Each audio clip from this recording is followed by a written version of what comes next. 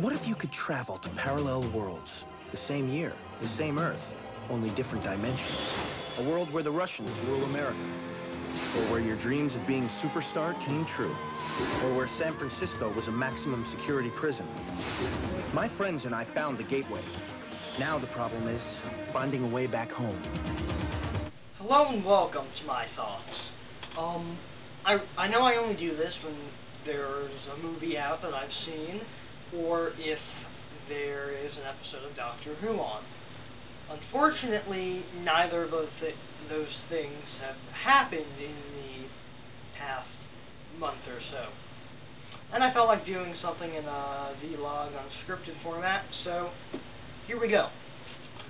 So lately I've been watching a show called Sliders. I found the show because of,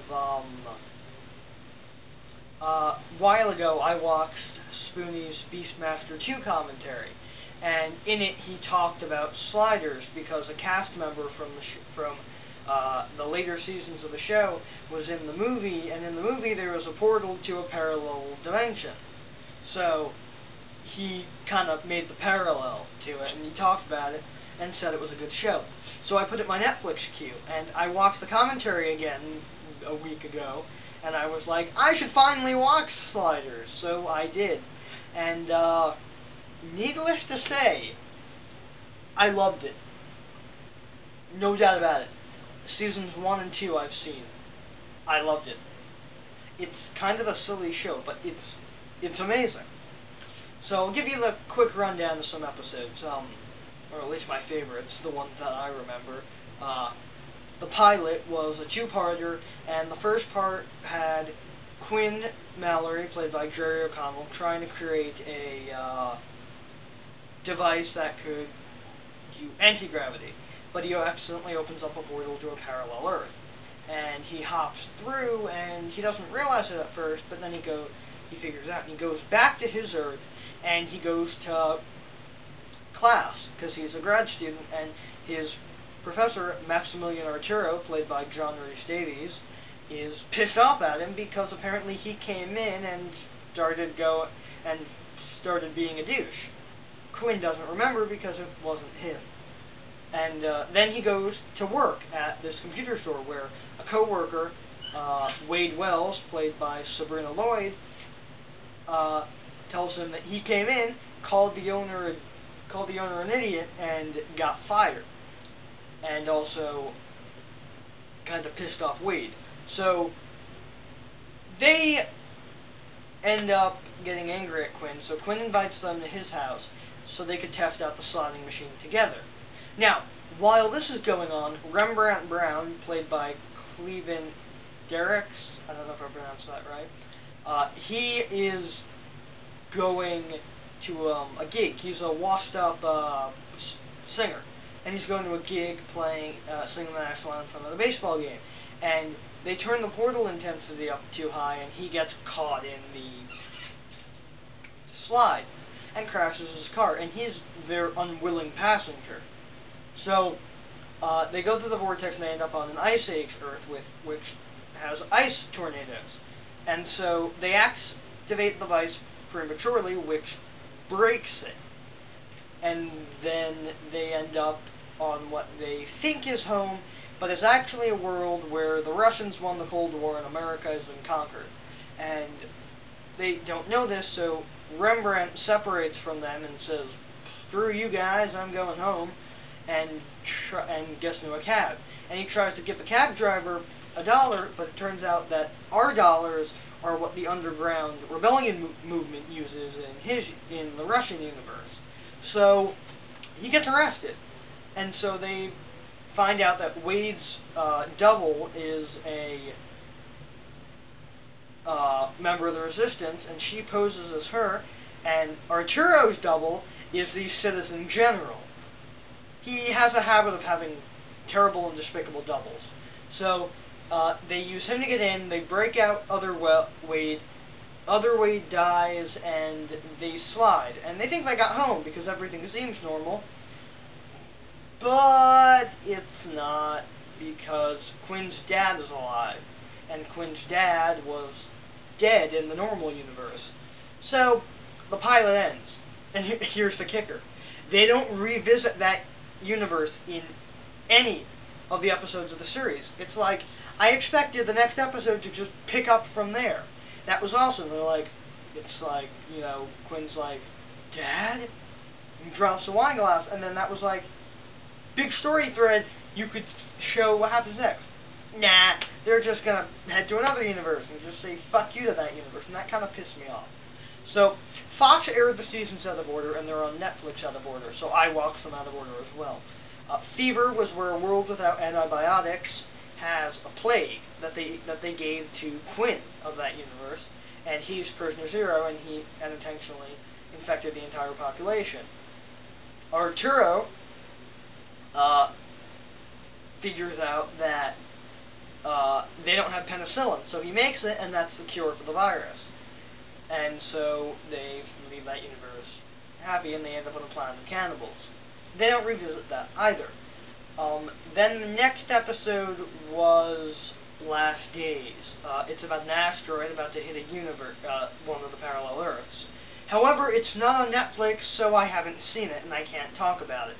The one after that is Prince of Wales, where they're in a universe where the British took over America, and Arturo's double is a person in power and tries to have the king killed. And he doesn't succeed, and they give the king the Declaration of Independence, and they leave the universe after introducing democracy. The episode of that was supposed to air after the pilot, which explains a lot of stuff. For example, in this episode, Summer of Love, it starts out with Rembrandt being his whiny pilot self, where he was like, I want to go home. But by Fever, he wasn't like, I want to go home. He was kind of okay with it. So, they end up in this universe where the free love movement never stopped. So, Quinn and Arturo are accused of being, you know, slacker, layabout, you know, hippies. And Quinn and Rembrandt are accused of being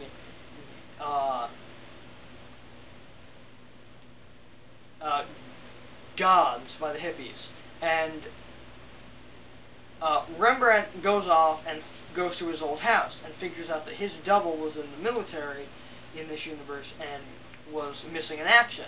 He shows up, takes his double's place, but it turns out that his double was kind of whipped, in the sense that he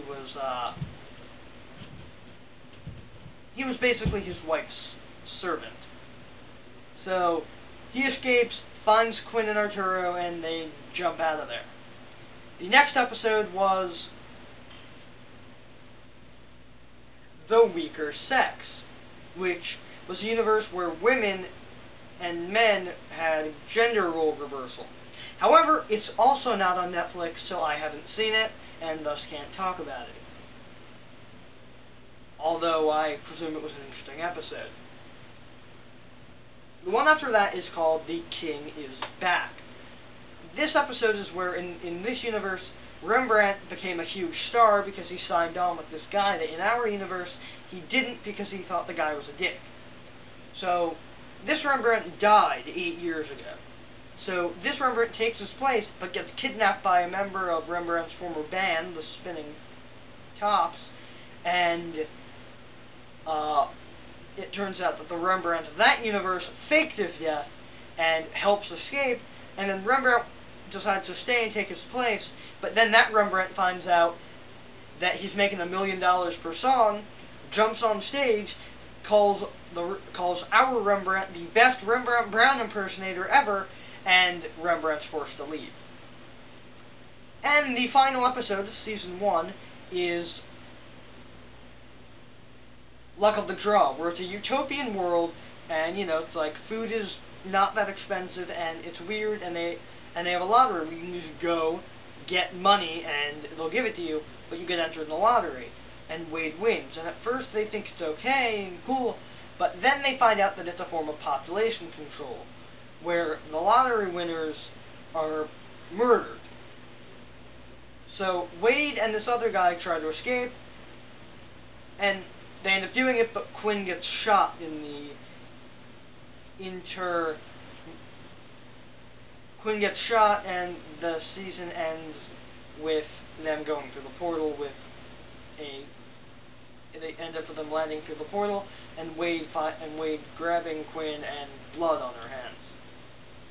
So, season 1 of Sliders, what did I think of it? It was amazing, I'm not gonna lie. Some of the episodes were kinda dull, but I loved them. They were fantastic, and I really like the whole alternate history wrap, so obviously I like this series. And I highly recommend season 1. And I want to see those 2 missing episodes that I can't see, and eventually I hope I will. So, on to season 2.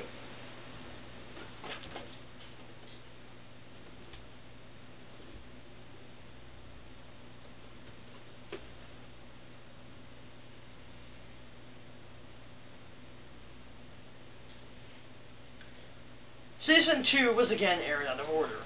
The first episode is Into the Mystic, where they try to get Quinn help, but the world they're in ends up being one where people believe in the occult, and the crackpot witch doctor wants Quinn's brain because he didn't pay for the treatment that he gave him. And so they look for the sorcerer, who is like a mystical being that could help them. And the sorcerer is a Wizard of Oz ripoff, and it turns out that they need to get blueprints from the witch doctor, and the sorcerer's assistant doesn't want them to take them from the witch doctor for ulterior motives, whatever he has. And it turns out to be blueprints for a sliding machine. And it's revealed that the sorcerer is an alternate version of Quinn, who helps him and gives them the ability to go home. However, they get there and see a bunch of stuff that makes them doubt that they're home. For example, they have the O.J. Simpson trial, which is kind of hard to believe if you weren't actually there when it happened. A sports team winning the World Series or Super Bowl, whatever it was, and the gate in Quinn's front yard, which was squeaky his entire life, isn't squeaky. Turns out the gardener had oiled it earlier that day, so they just leave. And this is one of many times they return home without knowing it. And so, overall, it was an okay episode. The next episode is Love Gods, where a virus has wiped out most of the male population, and Arturo, Rembrandt, and Quinn get put in a breeding camp. And they end up with this couple that wants a monogamous relationship, and they help them escape and keep them in the house. And it's kind of like the when people would help Jews during the Holocaust. You know, they hide in the attic and wait till the sweeps for men stop. And they end up escaping this world unscathed. The next episode is Gillian of the Spirits. Now, this episode is weird. What happens is they slide, but lightning strikes the timer, and Quinn is trapped on an astral plane, where he can see everyone else, but they can't see him. However, he finds this one girl who can see people on the astral plane, and gets her to help him. And they find out that they're on a technologically phobic world. Because of Hiroshima and Nagasaki, people were afraid of technology, and everything stays as the 50s. They search out Quinn's dad, who helps them, but turns out to be a double agent for the Anti-Technology Bureau. And the episode ends with them going through the portal and leaving Quinn behind because he can't go through the portal. But then it opens on the astral plane, and they end up with Quinn on a nudist world. And it was an overall okay episode.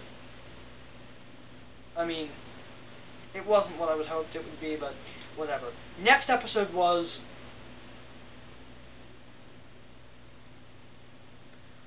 The Good, the Bad, and the Wealthy, where it's basically corporate gunslingers are actual gunslingers, and Quinn gets into a gunfight with this guy, and the guy dies, and they think Quinn shot him, and so Quinn gets, taken to this thing, and he gets embroiled up in a scheme to take over a company, and it turns out he didn't actually shoot the guy. It was a woman that did it from a different angle, but it looked like Quinn did it. And the episode ends with them escaping and helping the woman who killed the guy save her part of the company. And the next episode is El Cid, where they end up on a Mad Max-esque world. And really, Sliders, can't we just get beyond the Thunderdome?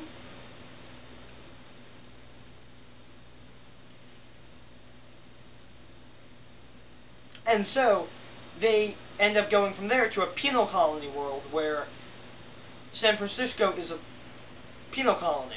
And so, Quinn gets paired up with Sid, and when the person you're paired up with does something wrong, you get shot. Because friends don't let friends commit murders, or crimes, for that matter.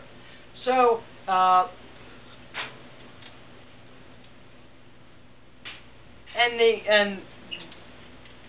they ended up taking two people from the Mad Max world into the penal colony world, and one of them obviously commits a crime and almost has Quinn killed. So, at the end of the episode, they don't leap, no. At the end of the episode, they slide and everything's okay. Then, the next episode is Time Again in World, where before they leap, before they slide, Wade witnesses a murder, and the guy gives her a matchbook for a club and a disc. And they go to the next world, and they see the same murder play out, but in reverse, because she warns the guy, and the guy shoots a cop that killed him in the other universe. So, they end up going through, and it turns out in this world, the U.S. Constitution was banned by J. Edgar Hoover in the 60s. And, stuff happened, and it was crazy. And they end up introducing the Constitution back to the world and saving it. The next episode is In Dino Veritas. They end up in Jurassic Park, and it's really not that good of an episode, because Quinn doesn't appear that much because Jerry O'Connell was filming his role for Jerry Maguire, and I don't want to go into it that much because it was just a stupid episode. I mean, the CGI was terrible. Red Dwarf did better than you in 1999, and they had the BBC's budget. Whatever. Next episode.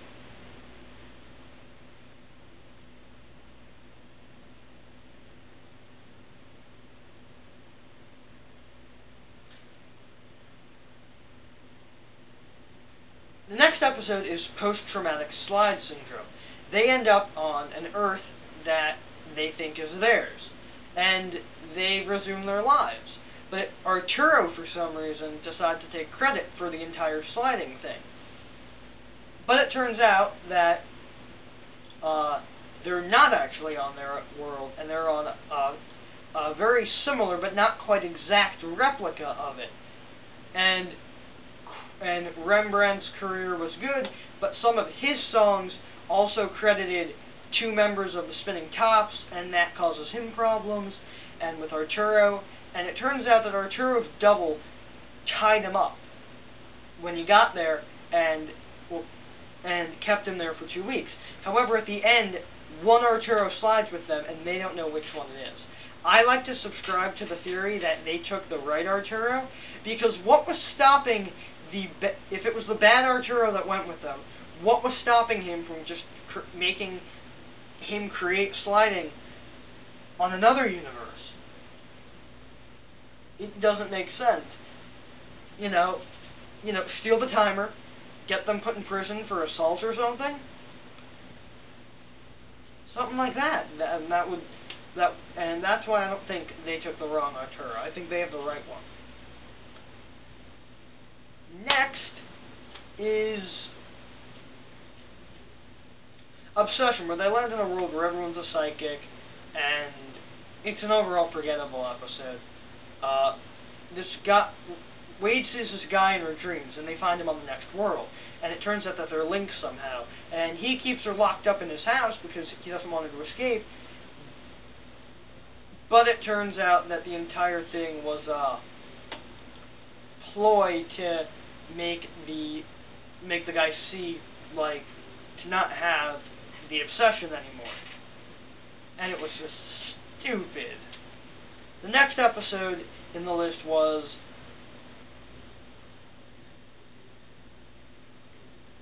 Greatfellas, which is a world where Prohibition was never repealed, and Rembrandt is the deputy director of the FBI. And there's two gangster families attempting to join each other, and the FBI is trying to stop it in a crime-ridden San Francisco.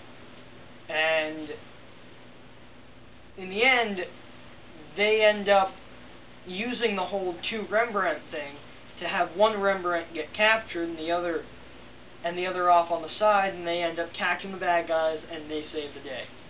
Also, the creator's father, Tracy Torme's father, Mel Torme, is in the episode, and he gives a fantastic performance, both during his singing part and just his acting in general. And that was that. The next episode is The Young and the Relentless, in a world where Howard Stern took over the country and booted Jimmy Carter from office, and lowered the voting age to 9, and people over 30 are just early retirement, curfews and stuff, and Arturo and Rembrandt get put in jail because they get into a fight, and Quinn's double in that universe is married to Wade, and Wade killed his double because he didn't want to do something, and she almost ends up killing him, and they end up fixing everything, and Wade and Arturo get out of Rembrandt and Arturo get out of jail, and everyone's fine. And the final episode of the season is Invasion. They get captured by the Cro-Mags, and God, do the Cro-Mags look stupid. Now, I've looked ahead in summaries for the next few seasons, because I don't intend to watch after John Rhys Davies leaves, unless the episodes can really get my attention. And, there's not much except for the fact that the Cro-Mags are so stupid. And they get put into a prison, and they land on French World, and they escape, and Conrad Benish Jr. got his eyes taken out. And they put a tracking device on one of them, and that doesn't come to fruition until 2 seasons later. And that... Oh, I was wrong, there was one extra episode.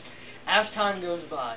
As time goes by, they end up in 3 universes. One where Spain rules America, and Canadians are illegal immigrants.